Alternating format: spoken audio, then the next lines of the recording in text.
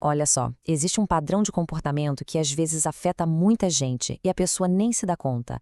É o que a gente chama de perfil campeão.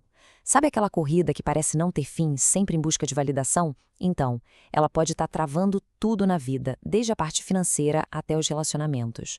Vamos entender juntos como essa busca incessante por aplausos pode estar custando, no fim das contas, a verdadeira felicidade? Essa frase, ela tem uma força, né? Uma promessa poderosa. A ideia de que, olha, todo sacrifício hoje vai ser recompensado com glória lá na frente. Mas e quando esse lá na frente parece que nunca chega? É exatamente aí que mora a armadilha do perfil campeão. É uma glória que está sempre um passo à frente, sabe? Inalcançável. Ok, para a gente desvendar esse padrão, vamos seguir aqui um mapa, um roteiro em 5 etapas. Primeiro, a gente vai definir o que é esse tal de perfil campeão. Depois, entender que ele tem duas faces, a saciável e a insaciável. Em seguida, vamos investigar as raízes disso, lá na infância, ver o peso que isso se torna na vida adulta e, por fim, o mais importante de tudo, traçar um caminho para a libertação. Então, vamos lá. Primeiro ponto. O que de fato define o perfil campeão? É muito importante a gente entender que isso não tem nada a ver com arrogância, sabe? Ou com um excesso de confiança. A raiz do problema é bem mais profunda e, na maioria das vezes, invisível. O ponto central é esse aqui, ó, um distúrbio de prioridade. Quem tem esse perfil não age por si. Cada ação, cada meta batida no trabalho, cada coisinha, o objetivo final é sempre a aprovação de outra pessoa. Seja da mãe, do pai, de um chefe, o valor próprio fica perigosamente amarrado no que os outros vão pensar. E essa frase aqui, nossa, ela ilustra perfeitamente o resultado disso tudo.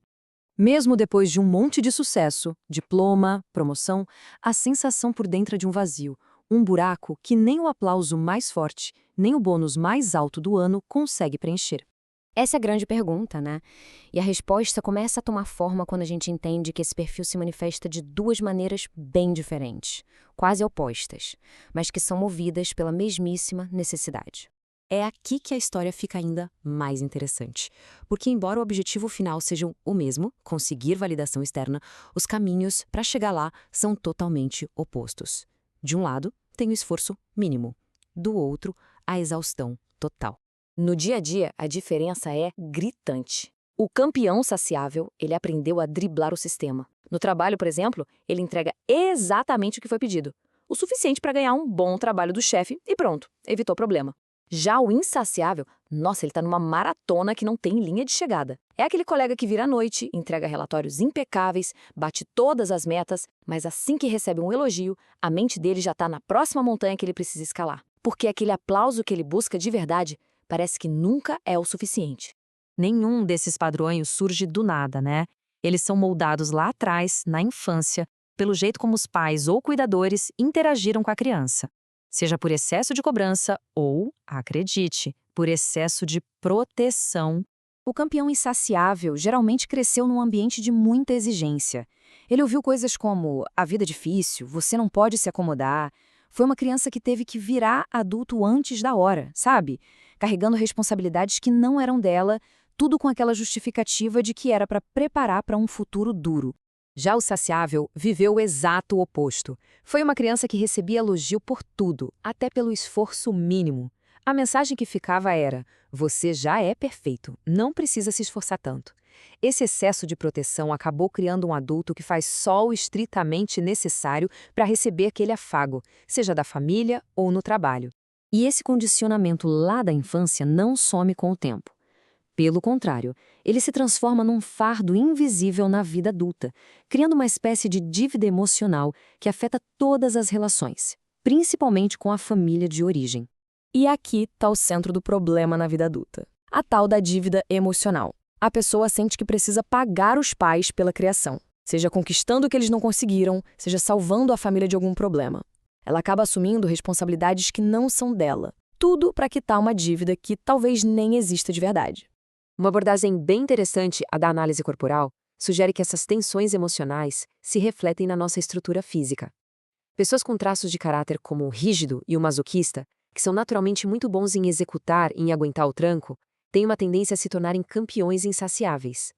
Já o traço psicopata, e aqui, calma, o nome se refere a um perfil articulador, negociador, não a um transtorno clínico, pode usar essa busca por validação como uma ferramenta estratégica.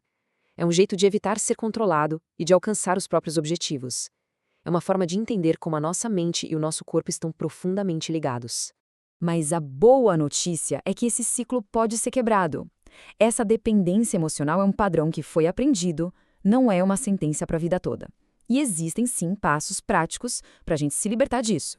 O caminho começa com um ato de coragem, ter uma conversa honesta, tentar entender as intenções, que na maioria das vezes eram de amor, de proteção, mesmo que o jeito de fazer tenha sido prejudicial. Mas o passo final, esse é o mais libertador. Parar de prestar contas. É a pessoa se dar a permissão de viver as próprias escolhas sem precisar de um carimbo de aprovação de fora para cada passo que dá.